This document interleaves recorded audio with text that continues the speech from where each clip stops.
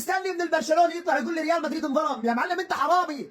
يعني ما في حرامي بواقف قدام القاضي بيقول له انا سرقت. يعني انت سرقات من سنه 2000، انا مش مستني اصلا منك انصاف ابدا. انت بالنسبه لي غريب حرامي.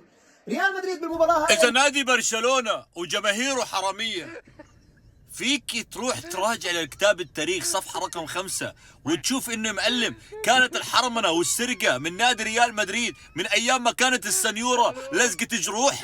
مش انت بتعترف بالتاريخ السابق؟ فيك تروح يا معلم تفتح صفحة رقم 5 وتشوف يا معلم تاريخك المزور اللي كله بطولات مزورة وسرقة وحرامية. ما دامكم انتوا صناع محتوى قاعدين بتحكوا بهاي الطريقة، فيا معلم كل واحد يراجع تاريخه، يروح يشوف تاريخه ويشوف يا معلم، يكتب على جوجل من هو نادي التحكيم والنادي السارق بطولات الأندية الأخرى. أما بالنسبة لأخوي علاء، تفضل سيد علاء. كرة قدم إسبانية ما عادش تابع، الدوري الإسباني والله سكرته، بتكون خلصنا ريحت مباراة. راسنا انت بتبطلوا تحضروا الدوري الإسباني. احنا بننبسط. وبالأخير ونهاية الكلام من برشلوني بحب أقولكم خدوا مزمزوا وابلعوا.